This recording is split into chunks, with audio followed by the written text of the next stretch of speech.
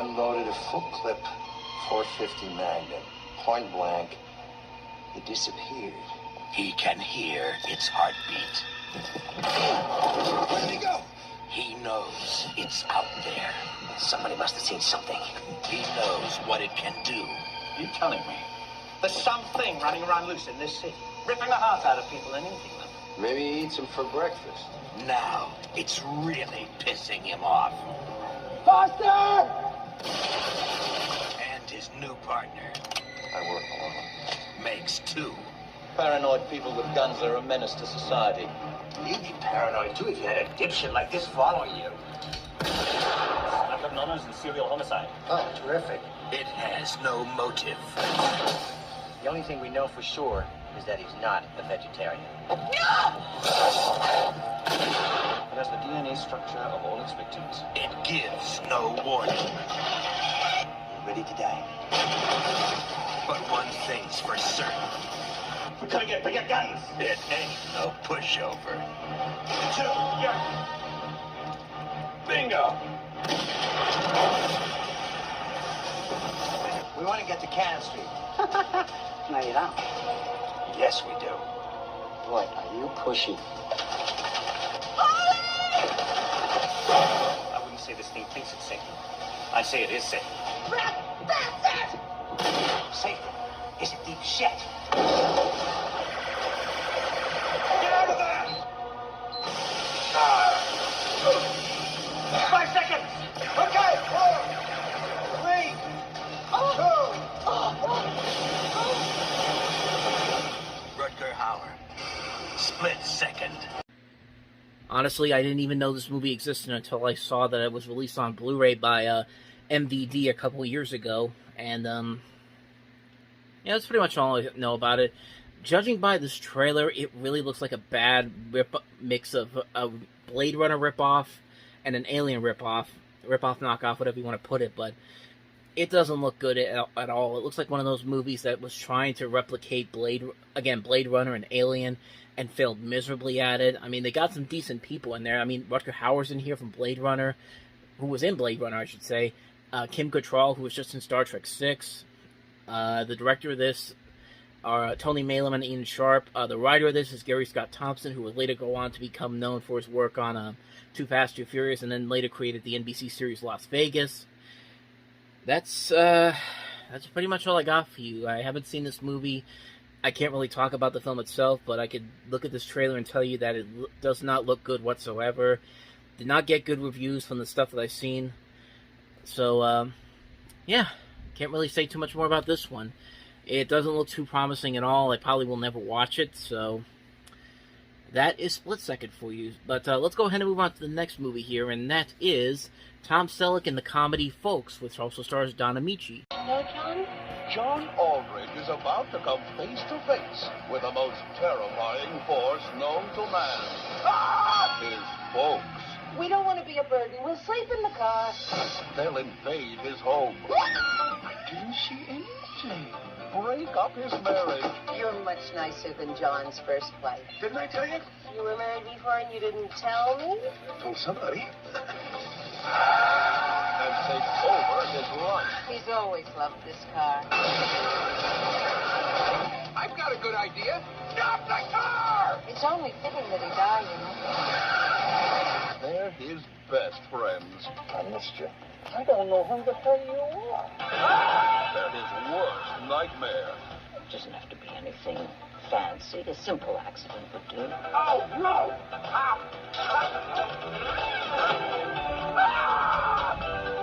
Would it kill you?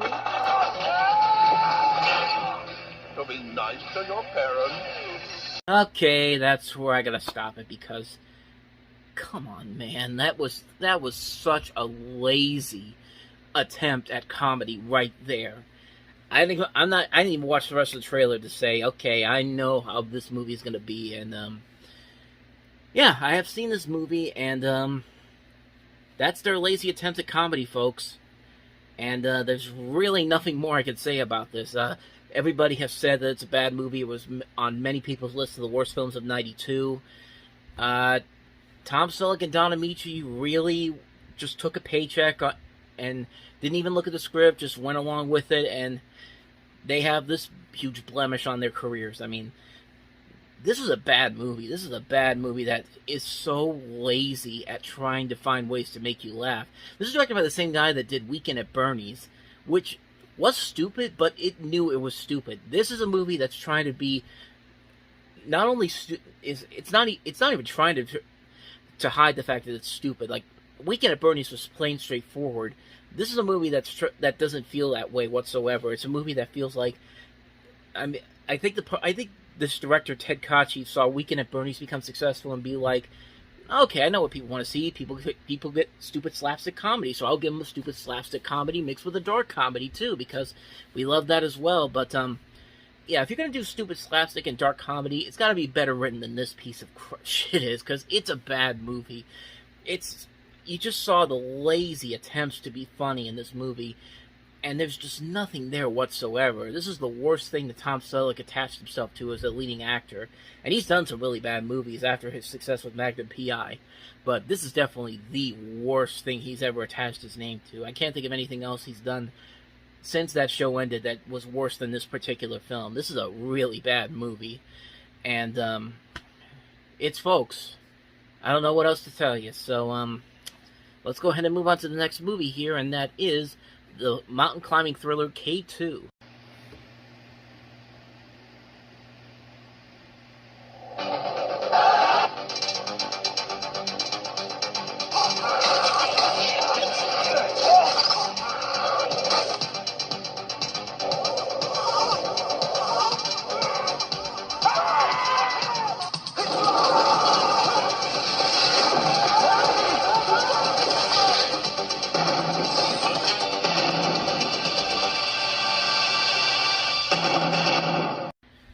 So this is a movie actually based off of a play about these two Americans who summited this mountain, the K2.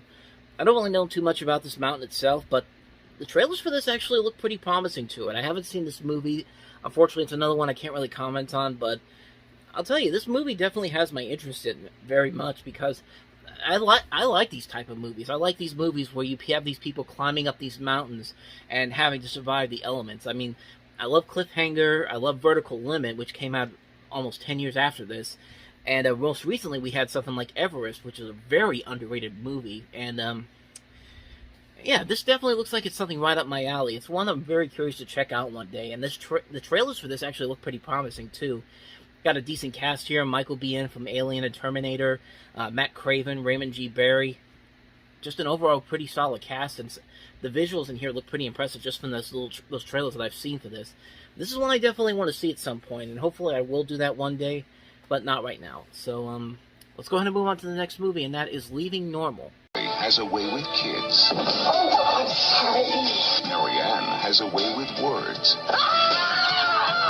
Leaving Normal is irresistible. You are not going to regret this trip. It's been called a wise, warm-hearted, richly comic picture.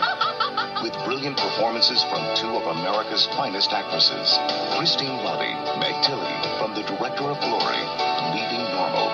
Rated R, starts Friday at select theaters. Check newspapers. So Leaving Normal kind of looks like a much more dramatic version of Thelma and Louise. I mean, it's basically about these two women going across the country, dealing with their hardships and characters that they encounter. Only Thelma and Louise was going more for an action comedy element, and this one's trying to be a little more dramatic while still having some funny moments hidden there. But I haven't really seen this movie, so I can't really comment on it. But it's directed by Edward Zwick, who also did Glory, which I thought was a great film. I don't think this is one of his more memorable films, because this is one that not a lot of people really talk about. I also see that he did About Last Night before this one. But, yeah, like I said, this movie I don't think this movie really did all that well. It got a lot of mixed reviews. Even though you got two really talented actresses in here, Christine Lottie and Meg Tilly. But, overall, I don't know. It could be good. It could be good just for them alone, but I've never heard anybody really talk about this one that much, or anything in here that really tells me that I need to see this right away. But I mean, who knows? It could be one of those underrated gems, but for right now, it's not something I'm going to rush out to see anytime soon, unfortunately. But So there you go. That's pretty much all I got to say about Leaving Normal. Let's go ahead and move on to the next movie, if I can get the page back up here again. And now we're getting into the movies where I couldn't find the trailers for them, so I just had to take some clips from them. Starting with the first one here, and that is Turtle Beach.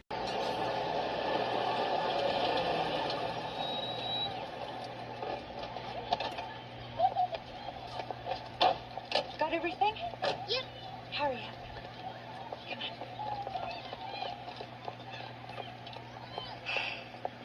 Bye, darling. Goodbye, Mummy. We'll see you next weekend. You're going to your dad's, remember? But we'll be with you for the holidays, won't we? Got your hanky? Yes. Thanks, Mum. Here's yours. Thanks, Mum. Off you go now. So yeah, not really a whole lot there in that clip. The basic premise of this is that Greta Scacchi plays an Australian photojournalist who leaves her family to cover the story of Vietnamese boat people in a Malaysian refugee camp. She befriends one of the Vietnamese streetwalkers who had married a diplomat, and together they try to bring awareness to the terrible conditions surrounded by the people there. Like I said, Greta Scacchi's in here. Joan Chen's also in this movie, who was in a pretty good set of movies here in between, right around this time period. I think she was also in Sidekick. She was also in the Joy Luck Club.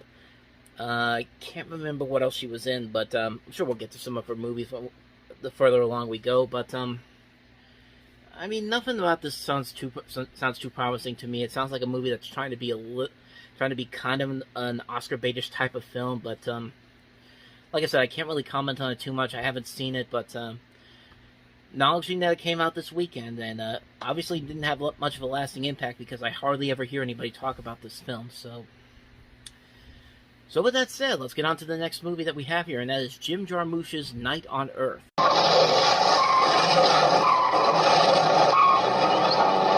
go to Brooklyn? Hello, how are you?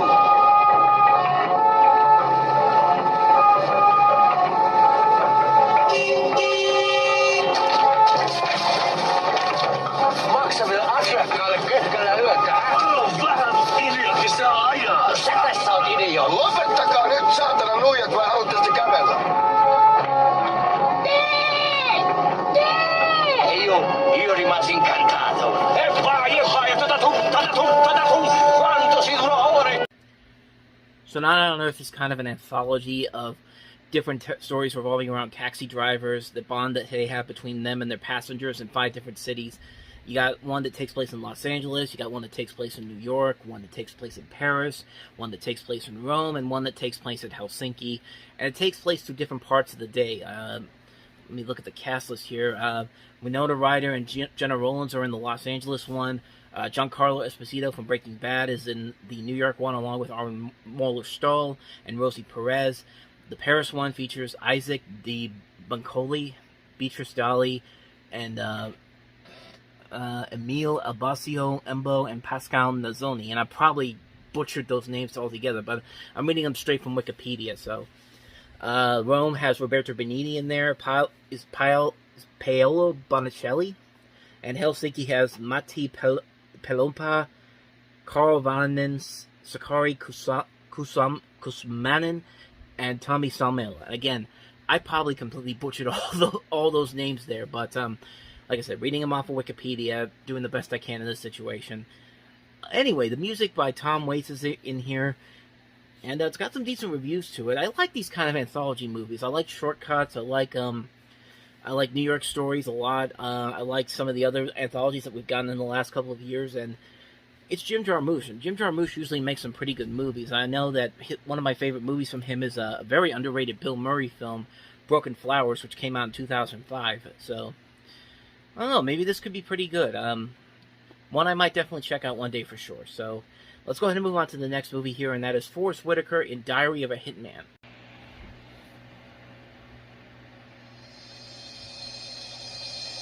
Nothing personal. Purely business. So the premise here is that Forrest Whitaker plays a veteran hitman who's ready to call it quits, leave the profession, and his final job proves to be trickier than he expects when a sadistic bad guy recruits the assassin to kill his wife, Jane. You got, like I said, Forrest Whitaker's in here, Seymour Cassell is in this, Sharon Stone, Sherilyn Fenn, James Belushi in here too.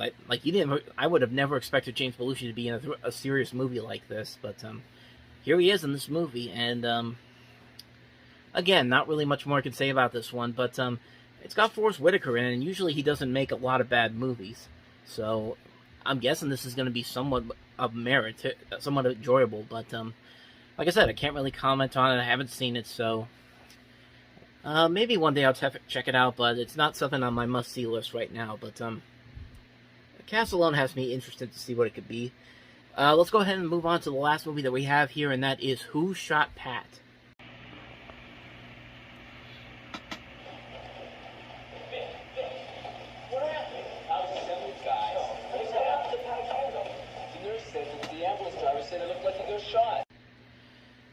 So this stars Sandra Bullock, but you know how you go to Walmart and when you're up at the register, they usually have like a dollar bin of DVDs that have those really small cases in them, and they're just public domain movies with pictures of the actresses, and they don't really have much of an appearance in their movies. They're just there. They just have their name on the front because it's a notable name.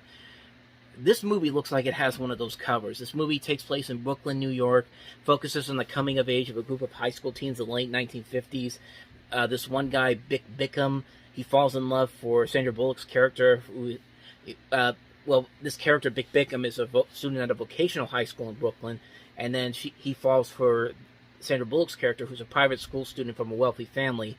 And it highlights the tough streets of New York City in the 1950s and the final realization that a gang is nothing more than a bunch of bums, reminiscent of The Outsiders. But The Outsiders was a great movie. This does not look like a great movie at all. Like I said, it's one of those. It looks like one of those public domain movies that you go to the register that you see in the dollar bin at not even a dollar bin, a dollar box at Walmart with this small DVD case that just has a random picture of Sandra Bullock on the cover, and you think, oh, she's the main focus of the movie. Well, I mean, she could be in it. She could be, but the movie probably itself is not very good. But I don't know because I haven't seen it. I can't really comment on it. But just from this picture that I see right here alone, it definitely looks like something that is one of those dollar DVDs that you just buy because it's there as you're checking out of Walmart or Target or wherever. And it's not going to be any good. It looks like it would be something that would probably be like a TV movie of the week type of thing. But it's nothing that's going to be memorable whatsoever. So that's really all I got to say on this one. Who Shot Pat?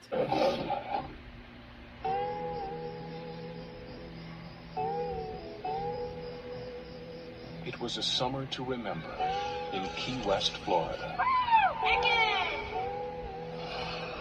The war, the heat, the men on the move. Tracy did whatever she could for her son. Get home by 6 o'clock. What for? The only way she knew how. Because I said so. If I make as much money as you, will you quit your job? Don't you think I'm awfully young to retire? Every turn she took with him. I think you'd make a terrific marine biologist. All right. What would make you happy? A couple of things. You want a future for yourself and the kid. You're gonna have to bump and grind for it. Every choice she made for him. Now I'm all you've got, and I'm looking out for your future, Chris. Tell me when you don't like her. When she forgets she's a mom. Every bridge he had to cross, she crossed too. All of you and Dad and me back together. No, you don't. You forget. Goldie Hawn stars in a story about a single mother and her son. You knew he was in trouble and you didn't say anything. Don't you get here, my son. Open the door! It's not based on one true story. Chris, we gotta talk. It's based on millions of them. Chris, are you listening? Two lives joined at the heart. Crisscross. I mean, really, is there anything here that you haven't seen on a Lifetime movie of the week or an ABC, CBS, NBC TV movie of the week? I mean, did that really need to be in a theater that weekend? I don't think so. I don't have anything else to really say about it. I mean, it's very straightforward on what it is. It doesn't look any good whatsoever. It looks like a script that Goldie Hawn took because her career wasn't as popular, wasn't as big as it was back in the day. I don't know if she was desperate for money or anything, but this does not look like a good movie whatsoever, and nobody went to go see this movie. So, that's really all I got for you on this one. I really don't know what else you want me to say about this one, so, let's go ahead and move on to the next movie here, and that is another movie that nobody really was interested in seeing, but it came out anyway. Wild Orchid 2, Two Shades of Blue.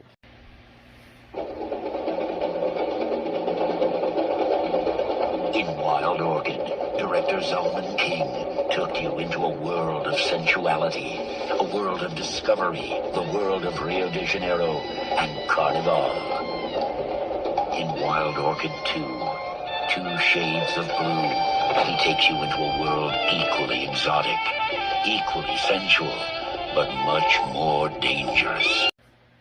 A sequel that's not even based off of the original movie. It is literally an in-name only sequel. I mean, this movie literally is just Two Shades of Blue, but because Wild Orchid was such a big success, it has to be Wild Orchid 2, even though it has nothing to do with the first movie.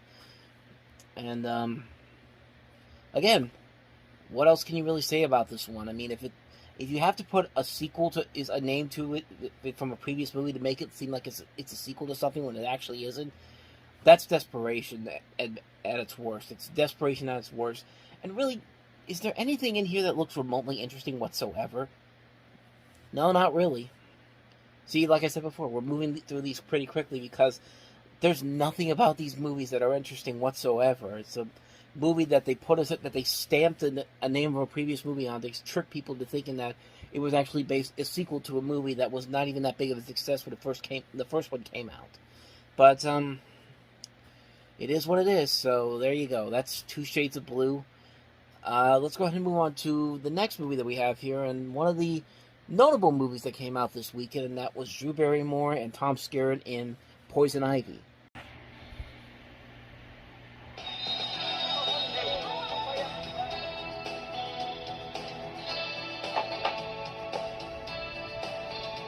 So, what are you busted for? I gotta keep a certain grade point average. I'm slipping in biology. My name's Sylvie Cooper. Like most 15-year-olds, what Sylvie Cooper wanted more than anything else was a best friend. Everybody hates me. Oh, everybody hates me too. Do you want to come over? Someone to talk to. Wow, this is great. Someone to understand her. Oh, Ivy, this is my mom, Georgie. Till death. Someone like Ivy. It's nice and cool in here. I missed my ride. No. Dad, she's my best friend. But Ivy didn't just want a friend. Ivy wanted more. I hope that when I die, I'll have owned a sports car, had a family, a home. And she'd do anything to get it. Hello, Mr. Cooper. Care for anything?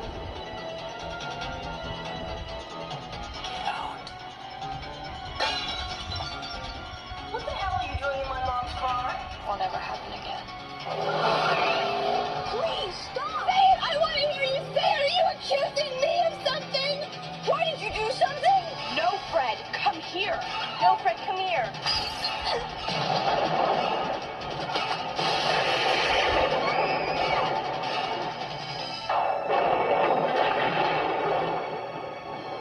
We can all be together now.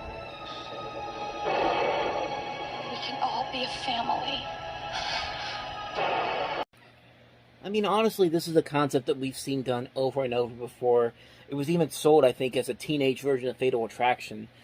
And usually movies like this, they are what they are, but there was something interesting about this particular movie, and mostly I think it was because of Drew Barrymore, because, Drew Barrymore started her career off in E.T., and she became a big star after that. She got a lot of movies after that, Firestarter, Reconcilable Differences. We even looked at one of her earlier movies from the late 80s, Far From Home. But her career kind of faded off for a little bit, and then this movie comes along, and all of a sudden her career kind of gets back on track again, and really she's one of the reasons why this movie is actually kind of pretty good. Like, it is a very standard formula film. Like, you've seen this concept done over and over again.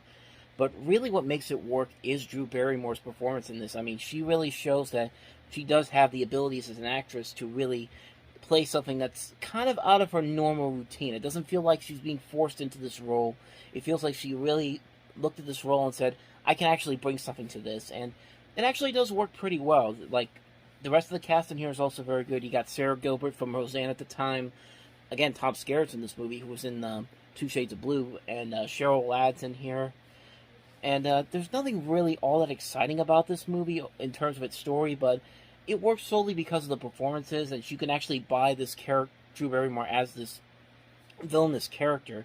And it actually does work really well here. It's a movie that really does play with your expectations a little bit. It's actually a lot better than I think a lot of people would give it credit for.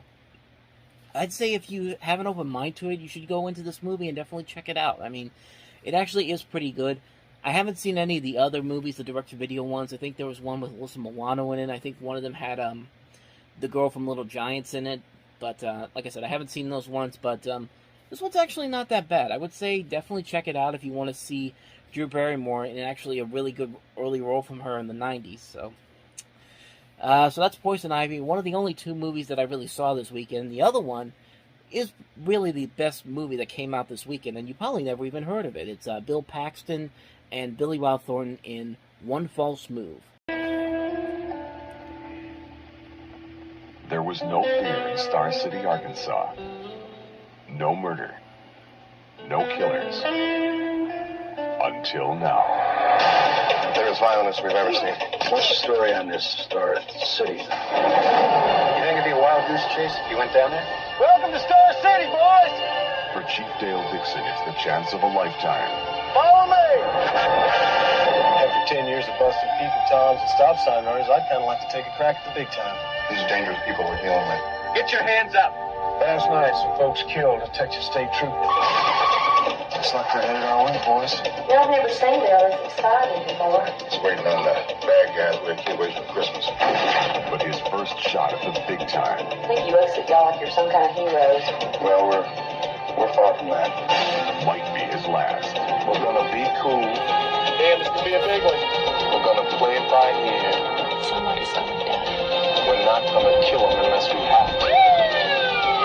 Sometimes the difference between living and dying is one false move. So the story behind One False Move is that this was a movie that was originally intended to be straight-to-home video because it had such a low budget to it. But when they finished the film, the word of mouth got big for the film, so it convinced the studio that put this movie out, IRS Releasing, to actually give it a full theatrical release.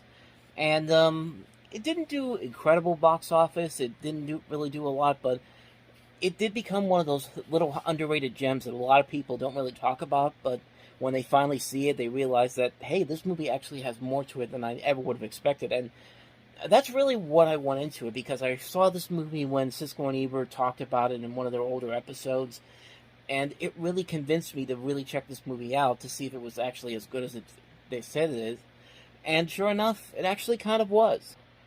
It's directed by Carl Franklin, who would later go on to direct Devil in a Blue Dress with Denzel Washington, which is another one of his great underrated films.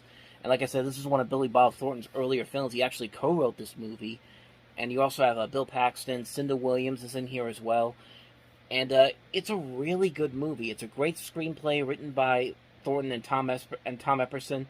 And the tension and the mystery is very interesting. You want to see how these characters are going to react to what's going to happen in this scene, because you have this detective who's waiting for this group of killers to come into town, and the tension really is very good. It keeps you on the edge of your seat. It makes you want to see what's going to happen next, and it's a really good movie.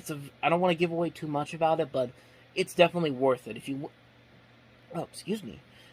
want to, if you can find this movie, if you can probably find it on YouTube or stream it somewhere, but definitely check it out. It's definitely worth your time, especially if you want to see some great work by Bill Paxton and Billy Bob Thornton. This is one of their most underrated films, and a great film by Carl Franklin. I can't recommend this movie enough. One False Move.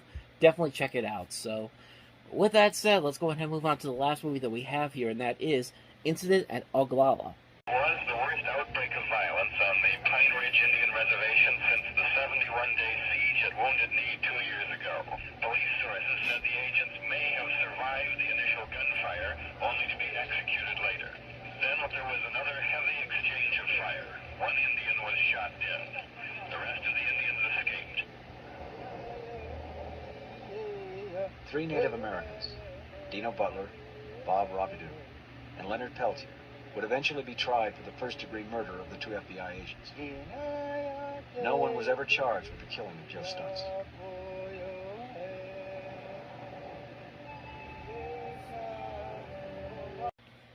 I think this is the third movie that I've looked at from Michael Apted. We've already looked at a couple of other movies from '92, including a film from the Up series and the scripted film he did, Thunderheart.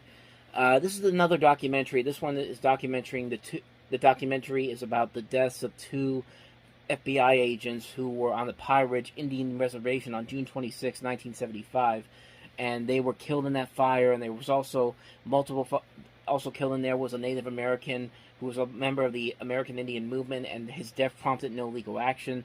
The documentary kind of examines the legal case surrounding the trials between the killers, Robert Robideau and Darrell Butler, and later the separate trial of Leonard Peltier, who had to be extradited from Canada, and they were both acquitted of their trial, but Peltier, that's what his name is, Leonard Peltier, was convicted of murder in 1977, and you also have they also discuss the tribal chairman Dick Wilson, and it's a lot of things going on in this documentary. I haven't seen it myself, so I can't really comment on it too much, but it's interesting. I mean, usually Michael Apted makes some pretty good documentaries, and this is one, and movies in general, and you have a narration by Robert Redford too.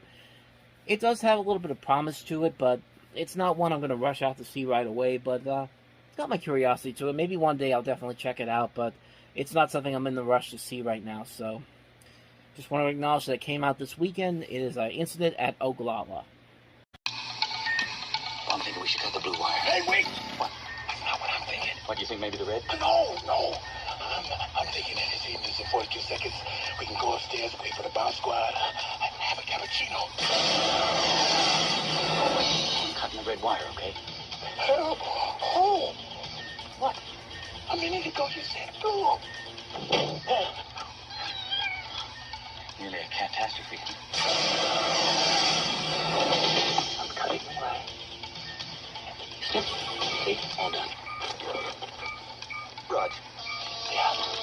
Grab the cat. Grab the cat.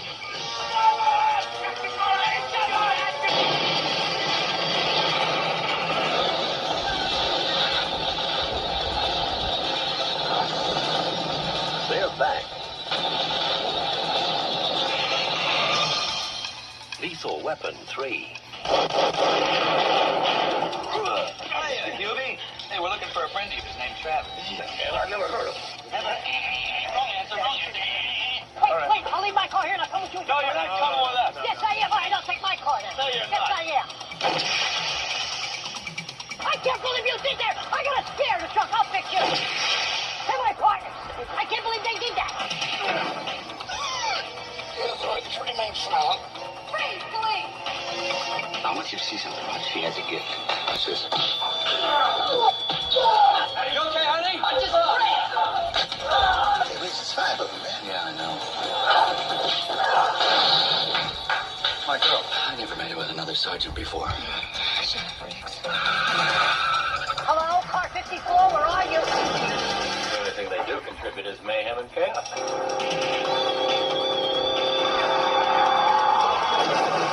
No, I'm chaos and he's mayhem.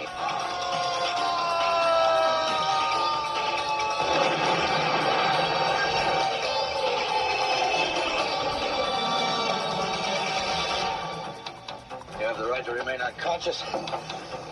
Anything you say ain't gonna be much. Back to bed. Back to bed. So unfortunately, Lethal Weapon 3 doesn't really live up to the same enjoyment factor that the second movie did. Not even close to what the first movie was, but I think the biggest problem with Lethal Weapon 3 overall was that it was because there wasn't really much of a story going on in this particular film. This was a movie that seemed to be focusing more on the camaraderie between all the characters. Of course, Mel Gibson and Danny Glover still have that great chemistry that they have together. Joe Pesci has a bigger role in here. They bring in Rene Russo for this new one, and she eventually later joins the next film. But the story really overall doesn't really have a whole lot there this time around. I mean, the first two movies were at least trying to, they at least had a story to work with. And this new film, however, just really, it doesn't have that same magic. I mean, I think it was because this was the first one that they did without Shane Black, and really, when you take Shane Black out of this series, it really does start to show its flaws to it. I mean, it's got Jeffrey Boehm and Robert Mark Harmon, who would later go on to write the Taken films as well as The Fifth Element, and Jeffrey Boehm would later go on to write. Trying to see what he wrote here because I'm not seeing.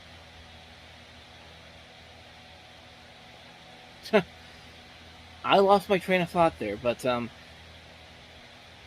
didn't really write that much. I mean, he did Adventures of Briscoe County Jr., he did Tales from the Crypt, he did The Phantom, and then that was pretty much it. I mean, this was kind of towards the end of his career, which ended up being the end of his life towards the end of the decade, because he died in January of 2000.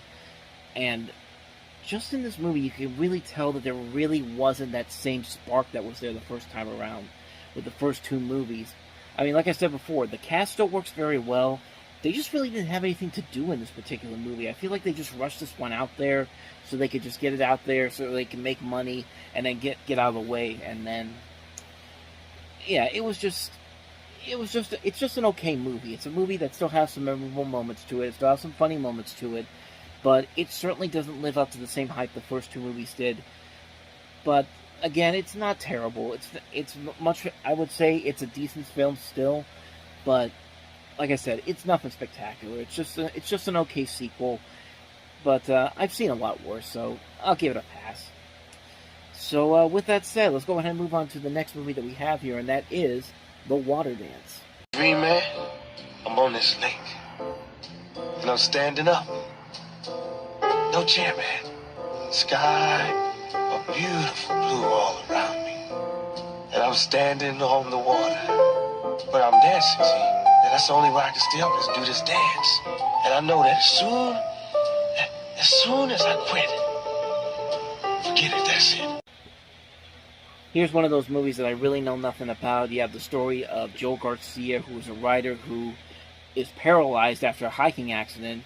He carries a relationship with this woman played by Helen Hunt, Free, Mad About You, and he's having an affair with her at the time of the accident, and they try to continue on this affair, and it just leads to so many consequences, and that's really all I got for you. It also has Wesley Snipes in it, and William Forsythe and Elizabeth Pena, and that's pretty much all I know about it. Eric Stoltz plays the main character, Joe Garcia.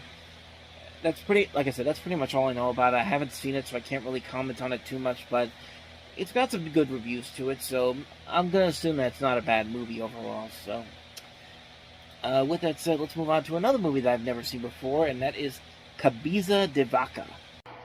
Tierra, un lugar para morir.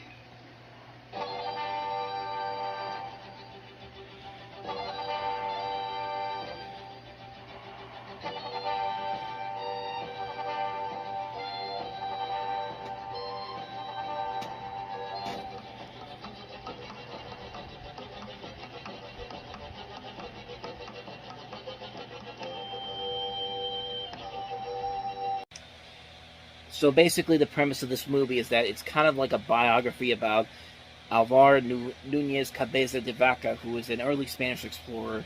He travels around looking for and finds what's later going to become the American South. He was one of 4 survivors of the Narvaez expedition and shipwreck, and he became known as a shaman among the Native American tribes he encountered, which helps him survive. The movie follows the journey through a number of years, beginning in 1528 to 1542, where he releases his journal. And that's pretty much all I have for you, because I haven't seen this movie. Can't really comment on it too much, but looks nice though, so I'll give it that. But with that said, let's go ahead and move on to the other movie that I've seen of the 5 films, and that is Bill Paxton in The Vagrant. This next property is very well suited to your particular needs, Mr. Krakowski. He saw it. This house speaks to me. It says potential. He loved it. Well, I could even think about putting in a hot tub or maybe even a lanai. A lanai, wow. He bought it. Owning a house is okay, but you're going to get an ulcer making the payments. How'd you like to see yourself promoted? Mr. Feemster, I certainly wouldn't mind that. And how'd you like to see yourself fired? I wouldn't like that at all, sir. But now, he's starting to lose it. 911 emergency. I'd like to report a dangerous vagrant. There's just one problem with Graham Krakowski's new home. He's not home alone. A bizarre, senseless murder took place last night. Mrs. Haller's been murdered. There's this vagrant who lives across the street. He did it. I know it. And now he's in the kitchen. You're acting like a maniac. Just relax. The police are taking care of her. He's innocent, I tell you. Innocent. You are out of order.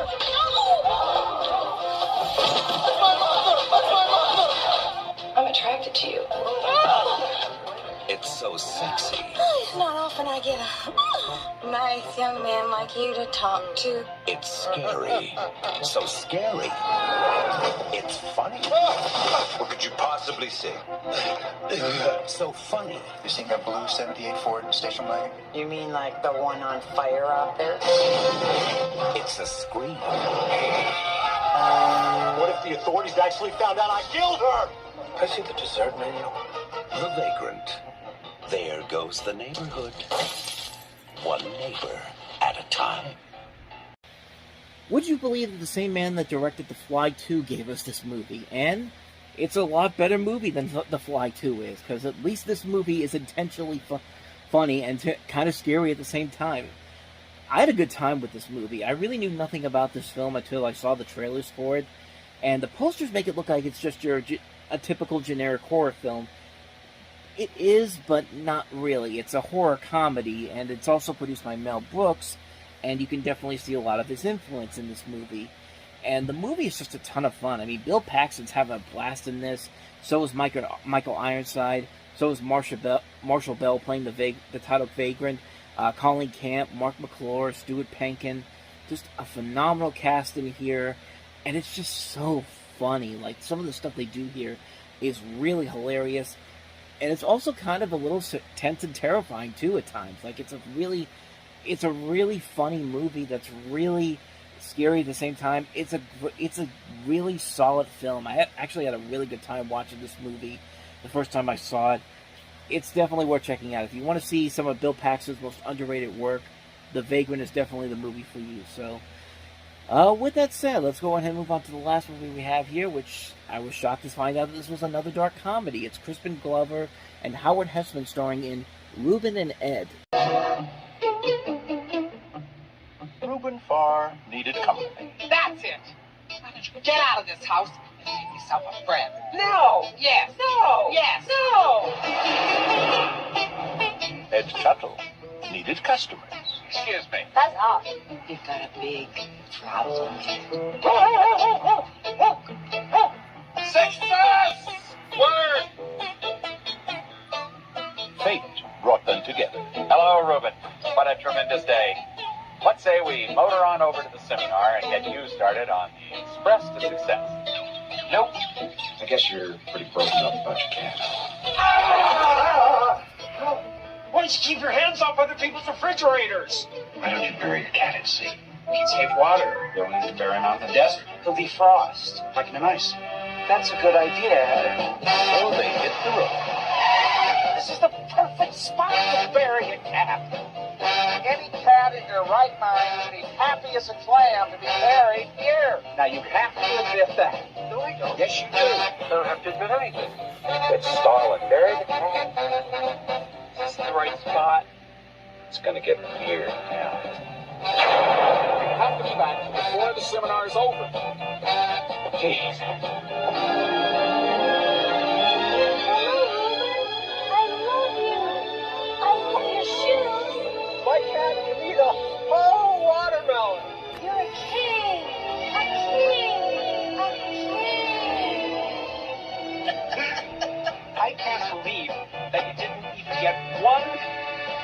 listen to that stupid seminar.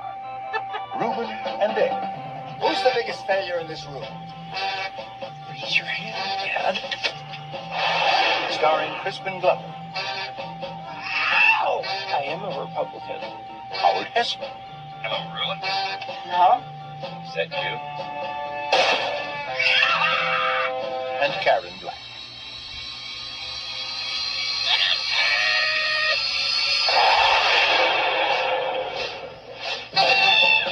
Reuben and Dave. They don't know where they're going, but they're on their way. I gotta hand it to you, Reuben. That gazelle's smart. Boy, you really know how to make an impression. I guess this is sort of a dark comedy. I mean, you have Crispin Glover playing an eccentric, unsociable young man forced by his mother to make some friends before she returns the stereo to him, and he comes across this pyramid scheme salesman to assist in finding a location to bury a frozen cat. If that's not the weirdest, bizarrest premise for a buddy comedy that also has kind of this dark edge to it, then quite frankly, I don't know what it is. But it looks pretty good. It looks like a really bizarre comedy that it's funny because when you look back at according to this, there was a David Letterman episode in '87 when Crispin Glover was in The River's Edge.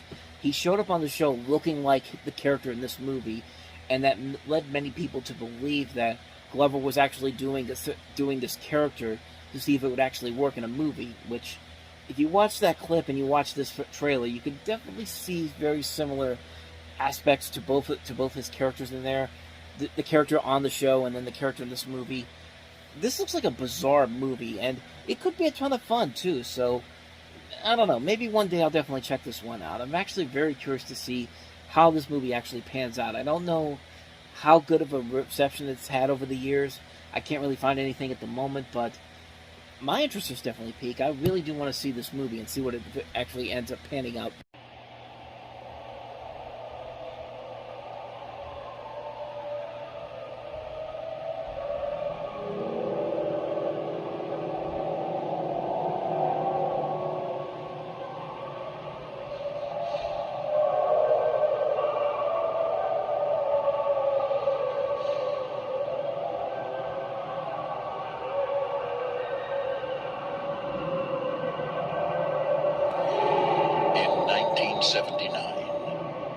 We discovered in space, no one can hear you scream.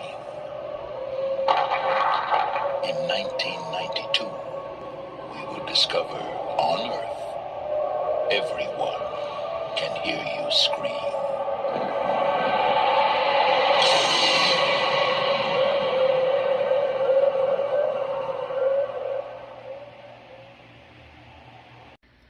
Wow, that sounds amazing. Too bad it wasn't the movie we got. I mean, talk about one of the most misleading trailers of all time. I mean, nothing like that happens in the movie. Now, from what I was told, that was actually part of the earlier script that they had that they eventually decided not to do. But, still though, I mean, talk about one of the most misleading trailers of all time. But don't worry, we eventually do get the alien on Earth. It was unfortunately in a terrible alien movie, Alien vs. Predator Requiem. But this movie is really not that good. I mean, it's a bad movie. It really is. I mean, right from the get-go, it basically destroys most of the stuff that happened in Aliens. Like, it kills off every single person that survived in Aliens, except, of course, for Ripley, because she's Sigourney Weaver. She's the face of the franchise. Of course she's got to be the one that survives that one. And the movie just doesn't work. It's a movie that's all over the place. It's way too slow. There's nothing exciting about it whatsoever. It's a bad movie on so many levels. But at the same time, there are some good things about it. For one thing, the visual effects are still very impressive. I mean, there's a lot of stuff in this movie that still holds up to this very day. There's some great visual effects that still hold up, some great practical effects. This is stuff that still holds up to this very day. So much so that it even got nominated for an Oscar for Best Visual Effects. And really, I can't argue with that because they still do look very impressive. And also, considering what follows after this movie, I mean, this one is bad, but I've seen much worse. I mean, Alien Resurrection I still think is the worst one of this series. The Alien vs. Predator movies are still terrible. I'm not the biggest fan of Prometheus. I know a lot of people are. I guess that's probably the best thing to come out of this series since Aliens. And I really didn't like Alien Isolation. I think that this series the series never really could live up to the hype of the first Alien sequel. Aliens, James Cameron's Aliens, I should say. But those are really only the few positive things I have to say about it. And there are some memorable moments in here too. I mean the moment where the alien has Ripley to the wall and the alien opens up and it's another alien mouth. I mean, that's one of the few things that still holds up with this movie. The ending for this movie is atrocious, and it's just a bad movie. It's just like the ending for this movie is completely ridiculous. The fact that apparently Sigourney Weaver only did this movie only for Ellen Ripley to die at the end, which thank God that didn't. Which it's a good thing that didn't work, because she was eventually back in the series 5 years later with Resurrection, and even worse in that movie. Like at least in this movie, she was still her character. Alien Resurrection is, like I said, it's a mess of a film. We will eventually get to that movie down the road, but yeah, Alien 3 really is a mess of a film. It's a bad movie. It's definitely not the first two Alien movies, but at the same time, I've seen much worse from this series, so overall, I just think it's after years of thinking about it, I think it is just an overall mixed bag of a movie that is not great, but is certainly not great, but it's definitely a lot better than what came after the series, so after this movie came out, so I'm not even going to... So, Alien 3, it is what it is. It should have been a whole lot better. But, actually, there was one more positive. We got David Fincher out of it. And, of course, after this movie, he went on to become one of our great directors. Seven, Fight Club, Benjamin Button, Steve Jobs, Social Network. Yeah, he did Steve Jobs. Other great movies from him. So, there's at least that. So, but other than that, yeah, like I said, Alien 3 is not that good of a movie. Neither is our next movie, which is the Ron Howard's follow-up to Backdraft, and that's Tom Cruise and Nicole Kidman in the sweeping epic Far and Away.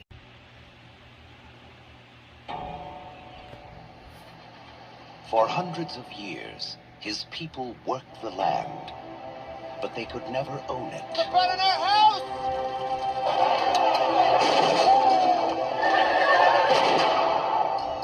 I'll work my own land someday.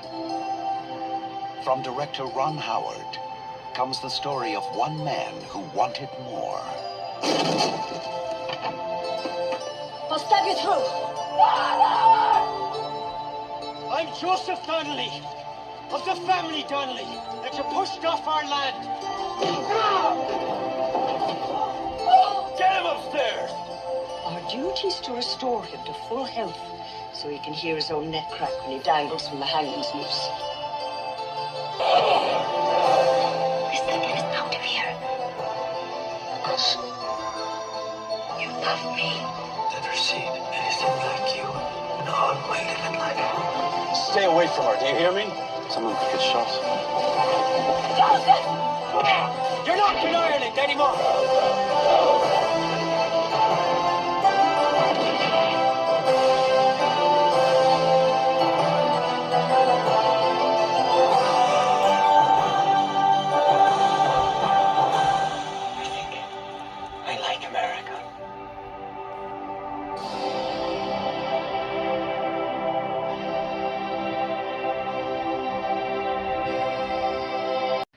I mean, talk about a movie that was trying to be the next great epic, like Dances with Wolves. Like, they were hoping for an Oscar with this movie, and I mean, there are literally promos that tell you what type of cameras they use, what type of cinematography they used. This was the first film shot in Panavision Super 70, and it was actually the first film shot in 70mm since Tron 10 years prior.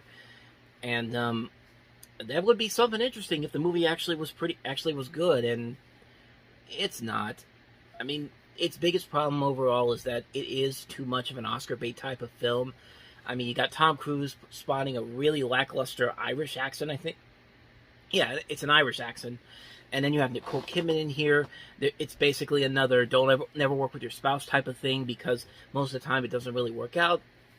Although I will say Tom Cruise and Nicole Kidman did eventually make a movie where they worked together, but it was still a really good movie, Eyes Wide Shut. But again, we'll get to that one down the road. But Other than that, though, for the most part, this just feels like a movie that was made specifically for an Oscar bait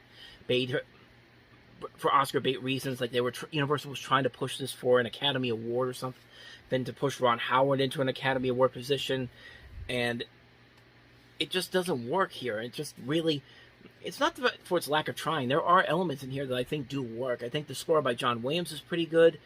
Like I said, the cinematography, as much as they make these claims, they are noteworthy because there are actually some interesting bits of cinematography in here. And I guess to the film's credit, Nicole Kidman probably really is the best thing that sticks out about this movie. Thomas Gibson kind of plays like a generic bad guy, kind of, and Tom Cruise, he's not terrible, but at the same time, that accent just gets really annoying really fast, and you don't really get invested in his character or his situation. And I don't think their chemistry, Cruise and Kidman's chemistry in this, is particularly any good. Like, I would say that Days of Thunder had a little bit better chemistry, and Eyes Wide Shut certainly had the better chemistry of the three films that these two were in. But as it is, like, far and away, an interesting concept, has some elements in there that do work, but it just boils down to a watered-down version of Dances with Wolves, just trying to be something that hopefully sweeps the Oscars in about a year from now, but it never did that. So, with that said, let's move on to another film that's on the completely far opposite end of this spectrum. Brendan Fraser is Encino Man. Pictures. He's a caveman who just stepped into the 20th century. Whoa! Now, two guys from Encino are going to teach him to be normal. That's boring. Kid, normal. We're going psycho with him, bro. Shut.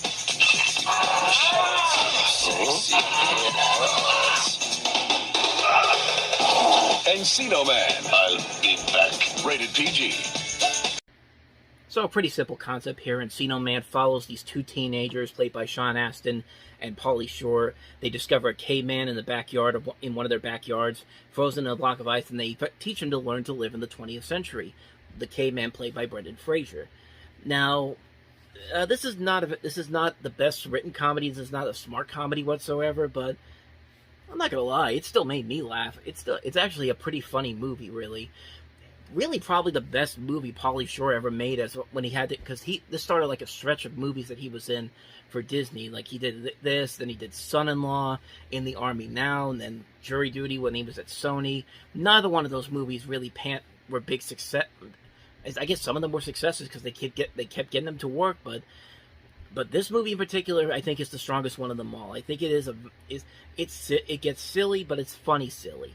It's the type of silly that, in a way, it kind of reminds me of Denver the Last Dinosaur, that TV series they did in the 80s, where it's pretty much the same concept, except multiply the teenagers that find this creature from the past. Instead of a caveman, it's a dinosaur, which was fine for what it is. Like, I put that on the same spectrum here. Neither one of them are great shows, groundbreaking shows, but they are having a good time with it. You could definitely tell that the people who made this movie were having the best time making it, and they did.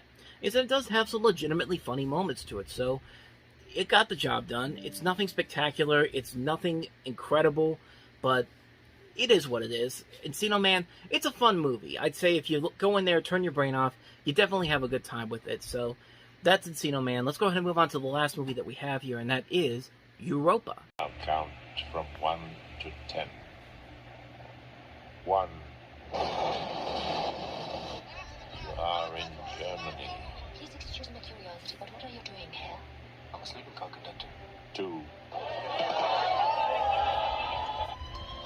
The year is 1945. Alles, was Sie tun sollen, ist eine Sprengladung unter Ihrem Schlafwagen zu befestigen. Jesus Christ. 3. You are in a train in Germany. What's the sight of the hanged people that touch me so deeply? After all, they were only fighting for their country. 4. You are being led through the train.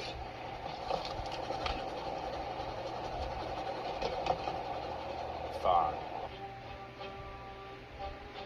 You are led through carriages you never knew existed.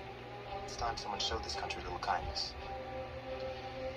Sie sind ja wirklich ein echter Idealist, Herr Kessler. Back into your compartments now! 6. You love her.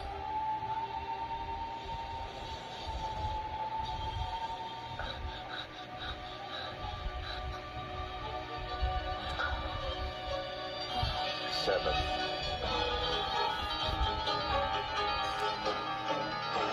You experience the fear of being on a train.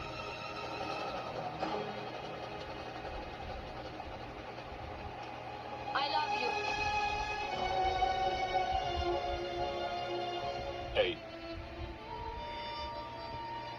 Your heart is pumping faster and faster in panic. This train to take us to Plymouth, Munich, Frankfurt, or fucking Auschwitz. I want it to stay right here! 9. You cannot breathe. Now, Mr. Kessler, I ask you to prove your open mind and show a little kindness to me. 10. You want to wake up, to free yourself of the image of Europa. But it is not possible. From director Lars von Trier, this is actually the last film of his Europa trilogy, which began with The Element of Crime in '84 and Epidemic. In fact, in North America, this actually got released under the title Zentropa. You can basically get kind of basically the story as a young, idealistic American hopes to show some kindness to the German people. Soon after the end of World War II, in U.S.-occupied Germany, he takes on work as a sleeping car conductor for the Zentropa Railway Network, falls in love with a femme fatale, and becomes embroiled into a pro-Nazi terrorist conspiracy. I'm reading this off the Wikipedia page because this is another one of those movies where I haven't seen it, but I will say, though, this trailer really intrigues me just for the visuals alone. It says that they took a lot of influence from Franz Kafka's America, and the title was chosen as an echo of that novel, and you could definitely see a lot of nice visual flair to this movie. The black and white meshes together well with the color scenes that they have in here. It really does pique my interest, and it does really make me want to see this movie. Like I said, I haven't seen it. I haven't seen any of the other movies in this trilogy, but it is something that definitely makes me want to see the film, so I am really curious to check it out. I think I can get it with a Criterion release, so maybe at the next Criterion sale Barnes & Noble has, I definitely will look at it and get it picked up, so. But, yeah, acknowledging that it came out this weekend, that is Europa. Lounge singer Dolores Van Cartier always wanted to be a star performer. Nothing you can say can tear me away from my God. But tonight, she's going to become a star witness. Hey, is there a problem? I've never seen anybody killed before. If you testify, I'm going to put you in the last place on earth that Vince would ever look for you. She's an ideal prospect for rehabilitation. Absolutely not. That is not a person you can hide. That is a conspicuous person designed to stick out. Look at me. I'm a penguin. I'd like to offer a great big hi there and hello to Sister Mary Clarence. This stuff is terrible. It tastes like... There are 3 vows every nun must accept. The vow of poverty, the vow of obedience, and the vow of chastity. I am out of here. Hey, sister, you expecting any more of your friends? This turns into a nice bar. I'm out of here. There's got to be something around here that I can do that's not going to chip my nails or annoy anybody. You will join the choir. The choir? We're terrible. This is going to be hell. Tell me about it. We can rock this place. I love it. Hey, you forget the words. You're going to go straight to hell. We could cut a demo. You're a pioneer. She ain't no nun. You have corrupted the entire choir. I was thinking more like Vegas. You know, get some butts in the seats. I'd rather sing than do anything. It's better than ice cream. It's better than springtime. Better than sex. No, I've heard. Sister Act. We're always going to be together. That's what Diana Ross said.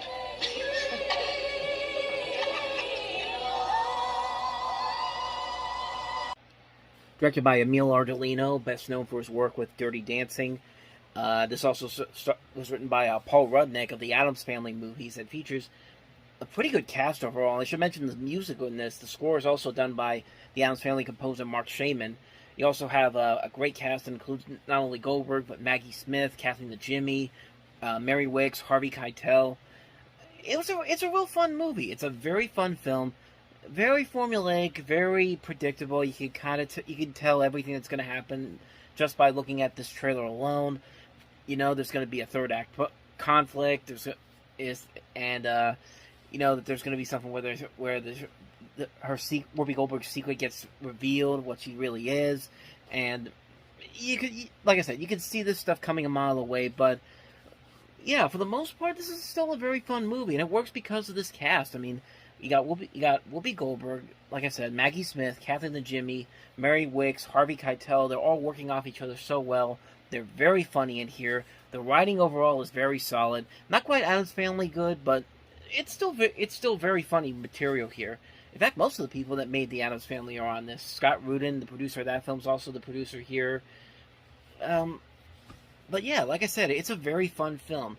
Very formulaic, very much a standard story, to say the least, but it does work very well, and Whoopi Goldberg plays a huge part in that. I think this is one of her stronger films as a leading actress, and this was coming right off of her Oscar-winning success on Ghost.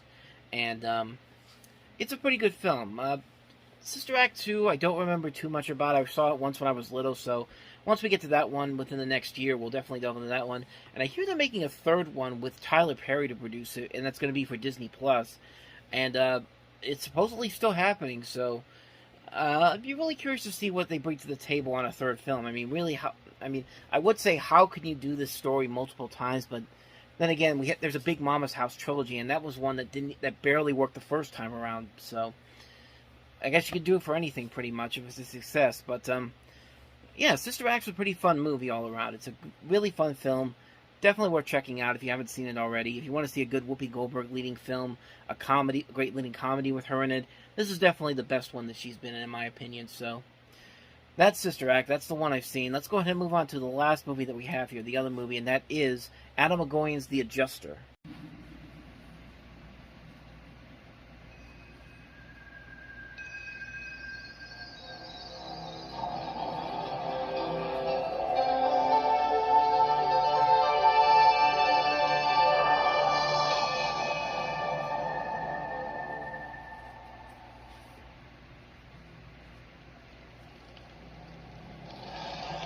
I work for an insurance company. I'm an adjuster.